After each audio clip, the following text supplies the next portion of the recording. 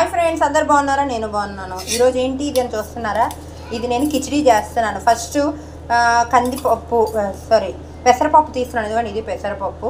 Cup పెసరపప్పు, cup బియ్యం తీసుకున్నాను. దీంట్లో ఆనియన్స్ వేసుకున్నాను, కరివేపాకు, పచ్చిమిరపకాయ, ధనియా, జీరా పౌడరు, ఆ తర్వాత దొండకాయలు ఉంటే దొండకాయ వేసుకున్నాను, ఆ తర్వాత ఆయిల్ వేసుకున్నాను, సాల్ట్.